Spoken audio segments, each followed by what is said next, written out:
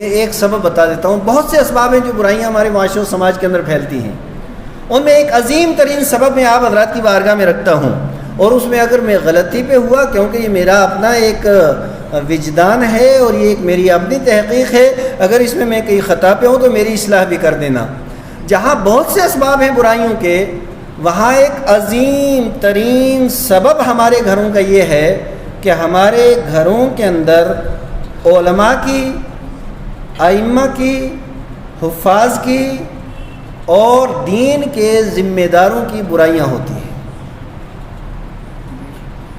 اب بچوں کے جو دماغ ہوتے ہیں, بچوں کے جو ذہن ہوتے ہیں, وہ بالکل سفید کاغذ کی طرح ہیں.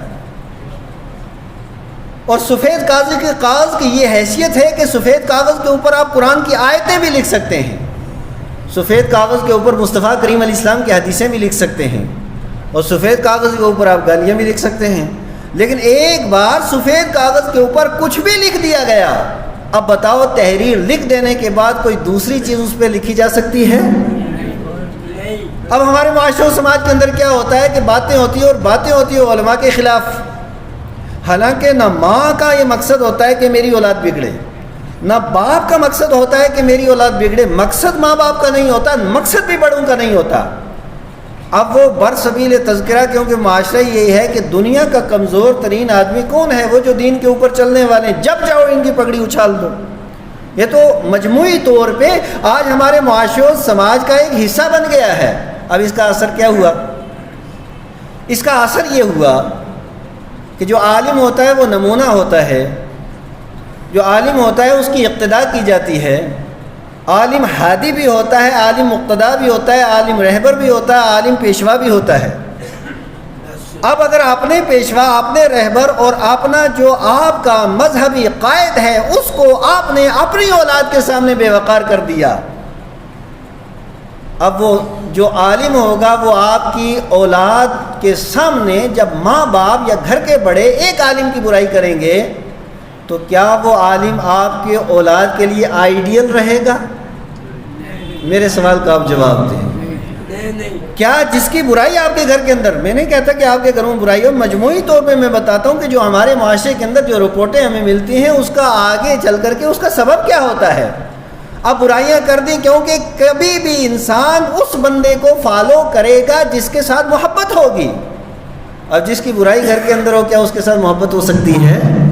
کیا اس کی عقیدت دل کے اندر آ سکتی ہے؟ جب عقیدت بھی نہیں, محبت بھی نہیں, اب اس کے بعد چاہے وہ جمعے کو تقریر کرے, چاہے وہ میڈیا کے اوپر تقریر کرے, چاہے کتنی کلپیں آپ اپنے بچوں کو سمجھا دو, جب تک ان کی عقیدت و محبت دل کے اندر نہیں ہوگی تو ان کو نہ فالو کریں گے نہ ان کی بات مانیں گے.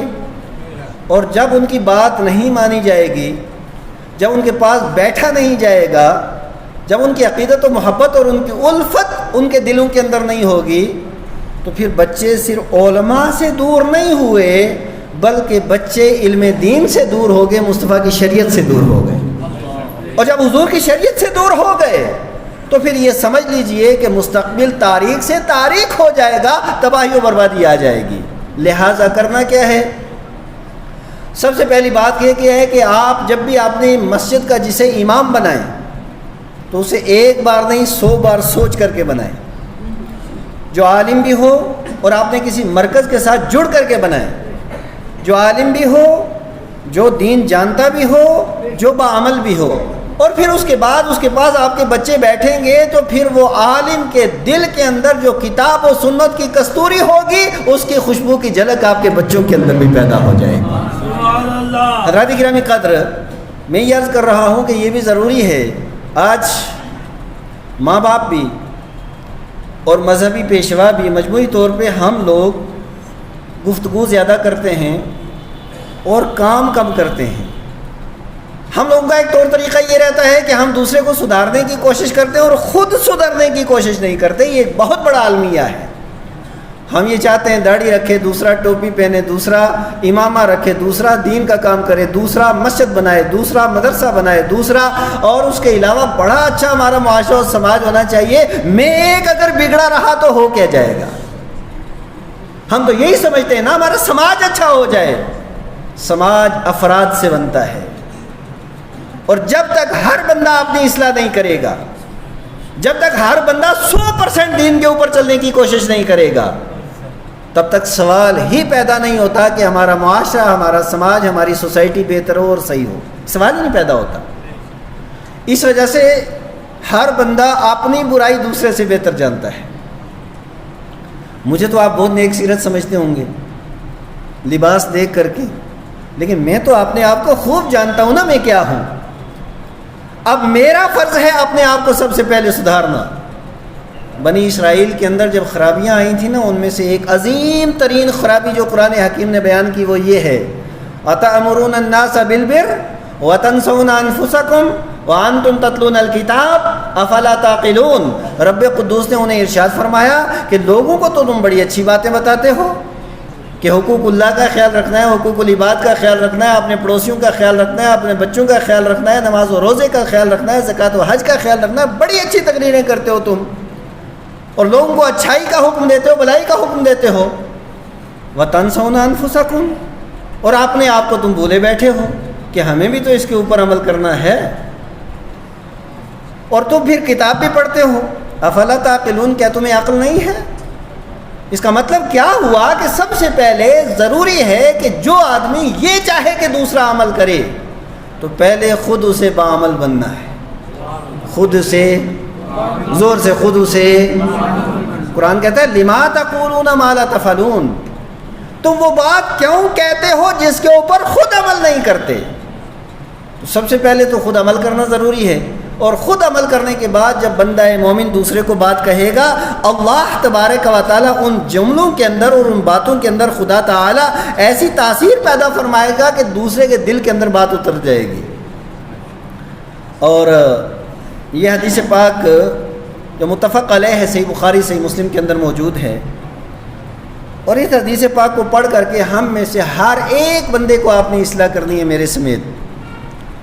حضرت اسامہ بن زید رضی اللہ تعالیٰ عنہ حدیث کے راوی یہ بیان کرتے ہیں، میں نے مصطفیٰ کریم علیہ الصلوۃ والسلام سے یہ سنا، آقا نے ارشاد فرمایا کہ قیامت کے دن ایک بندے کو لایا جائے گا، اور لانے کے بعد پھر اسے جہنم کے اندر ڈال دیا جائے گا،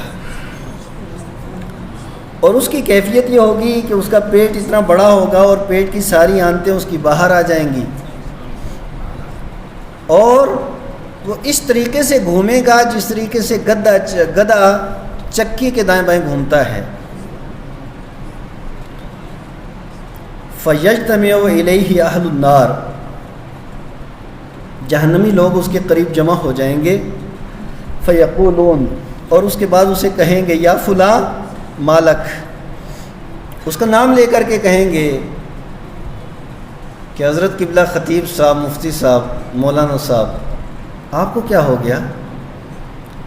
الم تکن تامر بالمعروف وتنہی عن المنکر، کیا آپ اچھائی کا حکم نہیں کرتے تھے اور کیا آپ برائی سے منع نہیں کرتے تھے؟ بڑی اچھی تقریریں تو آپ کی تھیں، حقوق اللہ کے اوپر آپ کا بیان تھا، حقوق العباد کے اوپر آپ کا بیان تھا، زکوٰۃ اور نماز کے تعلق سے آپ کی بڑی اچھی تقریریں تھیں، آپ تو بہت اچھا کام کرتے تھے، لوگوں کو اچھائی کا حکم بھی دیتے تھے اور برائی سے منع بھی کرتے تھے، یہ سارا کام تو آپ کرتے تھے۔ تو وہ کہے گا فیقول بلا، وہ کہے گا ہاں سب کچھ میں کرتا تھا، میں نے واعظ بھی کیے ہیں، نصیحتیں بھی کی ہیں، میں نے تقریریں بھی کی ہیں، میں نے کانفرنسیں بھی کی ہیں۔ آپ نے ساری تاریخ اور آپ نے ساری ہسٹری وہ بتا دے گا، اور اس کے بعد بلا کنت آمر بالمعروف، میں ضرور اچھائی کا حکم دیتا تھا لیکن میں خود نیکی نہیں کرتا تھا، وانہی عن المنکر، میں برائی سے منع بھی کرتا تھا لیکن میں خود برائیوں سے رکتا نہیں تھا، جس کی وجہ سے آج میرے مقتدی بھی ہیں، میرے فالور بھی ہیں، مجھے چاہنے والے بھی ہیں، مجھے ماننے والے بھی ہیں، اور ان کے سامنے میری یہ کنڈیشن اور میری یہ حالت ہے۔